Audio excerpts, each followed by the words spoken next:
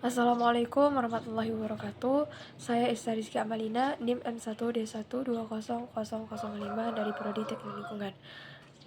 Di sini saya akan menjelaskan tentang sifat wajib, mustahil, dan harus bagi Allah dan juga Rasul-Nya. Sifat-sifat wajib bagi Allah. Yang pertama itu ada wujud, yang berarti ada.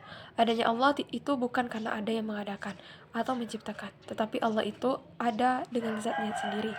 Dalil akli, sifat wujud adanya semesta alam yang kita lihat sudah cukup dijadikan sebagai alasan adanya Allah.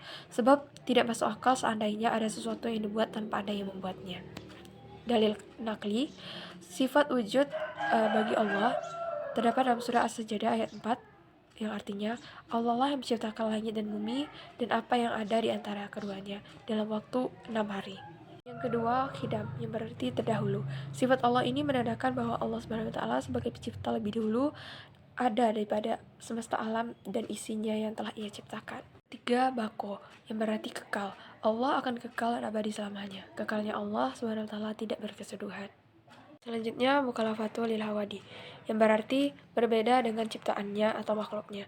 Sifat ini menunjukkan bahwa Allah SWT berbeda dengan hasil ciptaannya.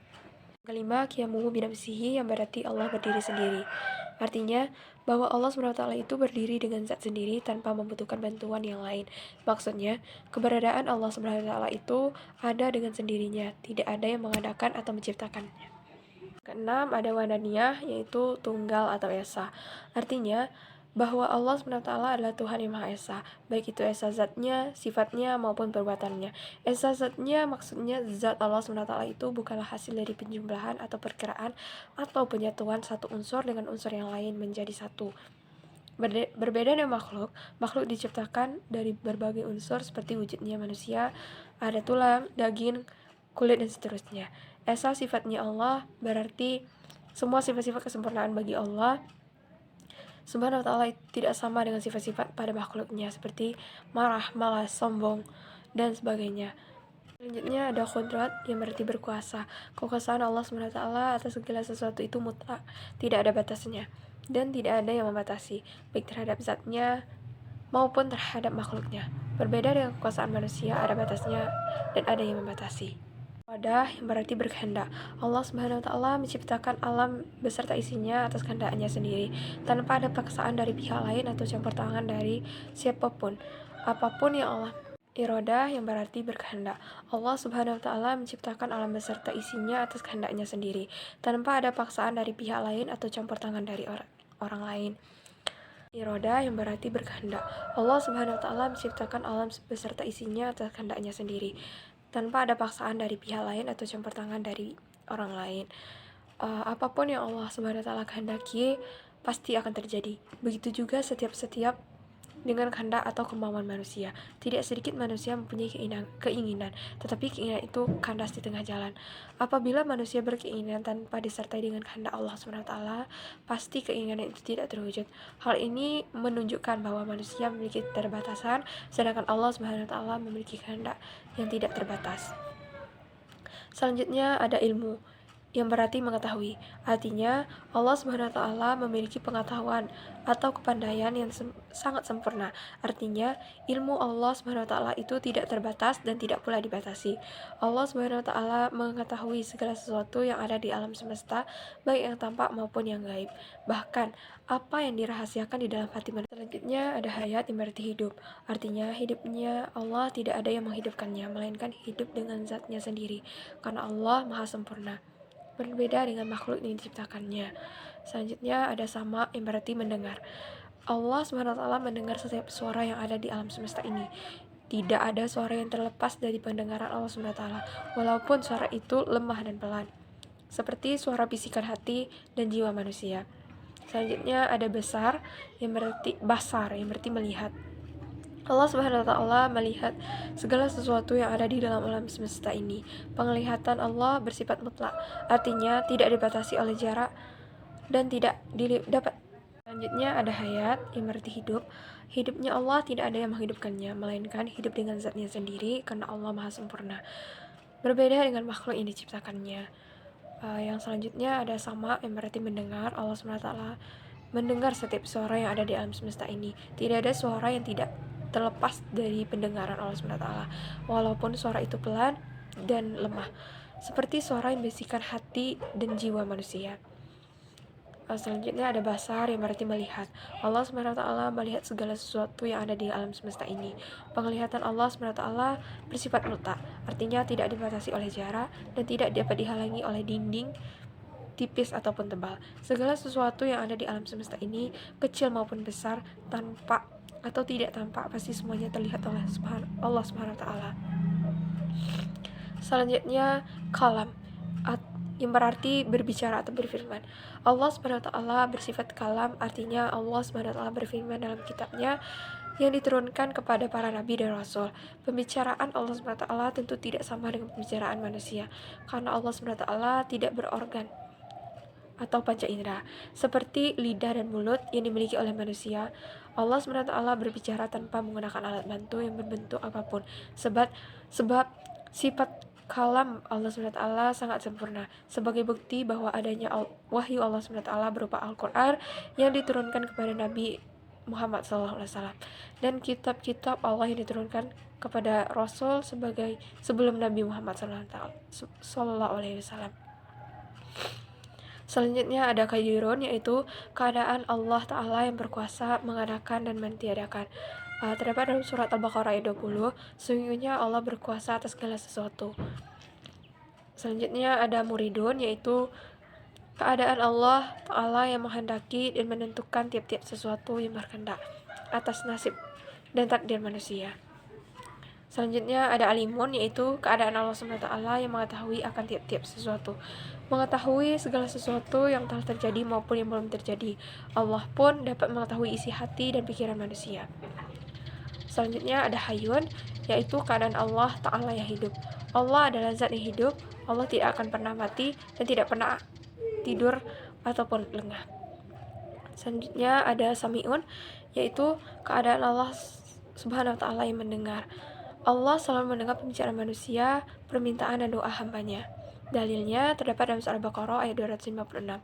Allah Maha mendengar dan Maha mengetahui. Basirun, yaitu keadaan Allah SWT yang melihat tiap-tiap yang maujudud. Yang berikutnya ada kaunuhu mutakalimun, yaitu keadaan Allah Ta'ala yang berkata-kata. Allah tidak bisu. Ia berbicara atau berfirman melalui ayat-ayat Al-Quran. Bila Al-Quran menjadi pedoman hidup kita, maka kita telah patuh dan tunduk terhadap Allah SWT. Selanjutnya sifat-sifat mustahil bagi Allah. Sifat mustahil bagi Allah artinya sifat yang tidak mungkin ada pada Allah SWT. Sifat mustahil Allah merupakan lawan kata atau kebalikan dari sifat wajib bagi Allah. Yang pertama, Adam, yang artinya tiada atau bisa mati. Hudud, yang arti baharu, bisa diperbaharui. Fana, yang arti binasa, tidak kekal atau mati. Mumatalatuhu lil hawadi, yang artinya menyerupai akan makhluknya. Qiyamuhu bigoyri, artinya berdiri dengan yang lain atau ada kerjasama. Tang'adud, yang artinya berbilang lebih dari satu. Selanjutnya ada ajaz. Ajaz artinya lemah atau tidak kuat. Karahah, yang artinya terpaksa atau bisa dipaksa. Jahal, artinya jahil atau bodoh. Maut, yang artinya mati. Syamam, yang artinya tuli. Umi, yang artinya buta. Bukum, yang artinya bisu. Selanjutnya ada kaunuhu ajizan, yang artinya lemah dalam keadaannya. Kaunuhu karihan, artinya terpaksa dalam keadaannya. Kaunuhu jahilan, artinya jahil dalam keadaannya. Kaunuhu mayitan, artinya mati dalam keadaannya. Kaunuhu asam, artinya tuli dalam keadaannya. Kaunuhu amma, artinya buta dalam keadaannya. Dan yang terakhir, kaunuhu abkam, artinya bisu dalam keadaannya. Selanjutnya ada sifat jaiz bagi Allah SWT. Sifat jaiz artinya boleh bagi Allah SWT mengadakan sesuatu ataupun tidak mengadakan sesuatu sama sekali. Jaiz ini juga disebut mungkin. Mungkin ialah sesuatu yang boleh ada dan tiada. Jaiz artinya boleh-boleh saja. Dengan makna Allah SWT menciptakan segala sesuatu, yakni dengan tidak ada paksaan dari sesuatu pun juga. Sebab Allah SWT bersifat kudrat, kuasa, iradat, kehendak, dan juga boleh-boleh saja bagi Allah SWT mengadakan atau segala sesuatu apapun yang ia mau. Selanjutnya ada sifat wajib bagi Nabi dan Rasul. Yang pertama ada as-sidik, yang berarti benar dan jujur. Sidik adalah hadirnya sesuatu kekuatan yang dapat melepaskan diri dari sikap dusta atau tidak jujur terhadap Tuhannya, dirinya sendiri maupun orang lain. As-sidik yaitu Rasul selalu benar. Apa yang dikatakan Nabi Ibrahim alaihissalam kepada bapaknya adalah perkataan yang benar. Selanjutnya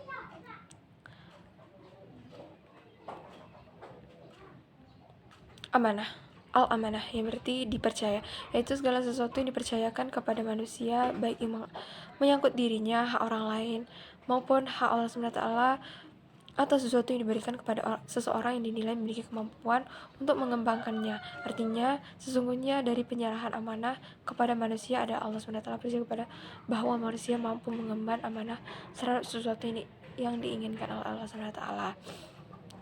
Selanjutnya tabligh, yang berarti menyampaikan wahyu. Dalam makna bahasa, tabligh berarti menyampaikan, sedangkan dalam makna istilah adalah menyampaikan ajaran-ajaran Islam yang diterima oleh Allah SWT kepada umat manusia untuk dijadikan pedoman dan dilaksanakan agar memperoleh kebahagiaan dunia dan akhirat. Isi yang utama dan pokok aktivitas tabligh adalah amar ma'ruf nahi mungkar. Selanjutnya fatonah, artinya cerdas. Rasul memiliki kecerdasan yang tinggi. Ketika terjadi perselisihan antara kelompok kabilah di Mekah, setiap kelompok memaksakan kehendak untuk meletakkan Al-Hajar Al-Aswad, batu hitam, di Ka'bah. Lalu Rasulullah SAW menengahi dengan cara semua kelompok yang bersengketa agar memegang ujung dari kain itu. Kemudian Nabi meletakkan batu di tengahnya, dan mereka semua mengangkat hingga sampai di atas Ka'bah. Sungguh cerdas Rasulullah SAW. Selanjutnya